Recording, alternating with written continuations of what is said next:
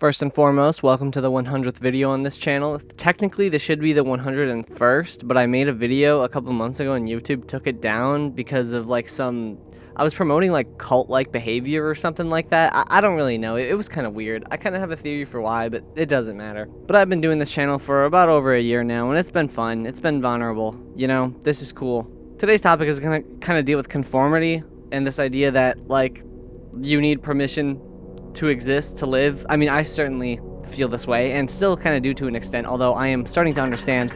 Shit, I just knocked a beer over my bed. Sorry about that. But I'm starting to realize that this is just a complete illusion, and it's not actually relevant.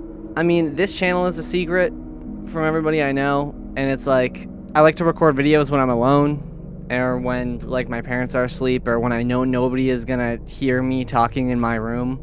And it's just like this sneaky behavior that I've just been kind of adapted to employ. Like, I don't know why, but I feel really embarrassed sort of expressing myself and kind of the things I like and the things I gravitate towards. And so I don't do it much. And that probably has affected me for a very long time. That has probably I probably inflicted myself with some deep-rooted mental blockage that has allowed me to not live life and instead to adapt to life based on other standards, and that is not how we should go about it.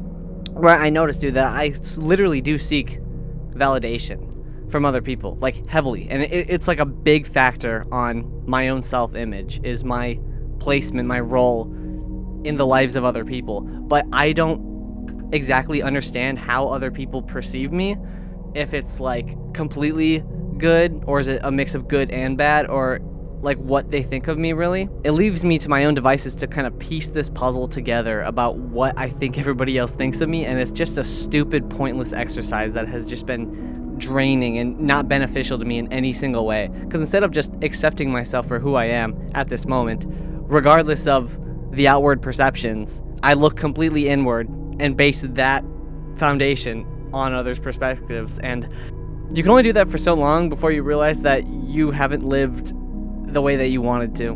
Like, I think about old people who are just kind of washed up and kind of living their days, and what do they typically regret? It's like not doing enough. It's not doing enough of what they wanted to do. It's like they just followed a script their whole life, a script that somebody else had written for them, and it's very complicated. There's a lot of factors that lead to this sort of patterns of behavior that goes very deep, and not everything is sunshine and rainbows, and not everything is easy to do. But the idea is that us individuals have enough opportunity and have enough access to make the world what we want, to carve our own life out of these various opportunities and factors. There's a lot of YouTube videos that are titled Just Live Bro, and they're all pretty deep. I like these kind of small videos from random channels that pop up where people are just talking about some real shit. But the human psyche is so fascinating, because here we just have some regular people just like you and me, and they understand the illusions and how flawed this whole system is. The idea of conforming, the idea of following a script, of pleasing other people. That shit is false. I know Jordan Peterson had some old lectures from like 2017, very good lectures. It was Maps of Meaning, and he said that, like, super nice people and super kind people are essentially just cowards. Like, they use like kindness and virtue as a disguise to hide the fact that they're actually just afraid of conflict and afraid of making anybody mad or upsetting anybody at all, because that would reflect bad on them, and they care about that. I think he's right about it. Because, I mean, if I look at my life, I was very high conforming to the social setting, and I also hated conflict. And so I was one of those people who would just say yes and, you know, let things slide, basically. And now I realize that when you do that, you get taken advantage of, and it's not good for you. Sometimes you have to be selfish. Sometimes it's important for you to just put your foot down and do your own thing and be unapologetic about it. There's a mix, obviously. If you can't completely hone in on selfishness, because then you won't have any friends. And I mean, a lot of people don't really have friends anyways, because modern culture, or at least for Gen Z, is really, really bad. Like, it's a hard world out there, man.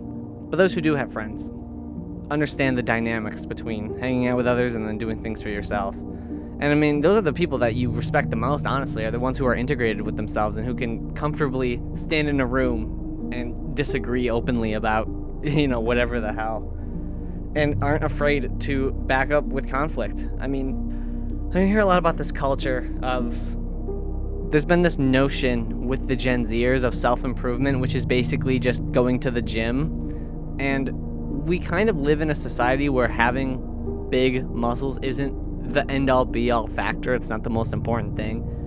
Because oftentimes you're not going to be in fights at all. Hopefully not, at least.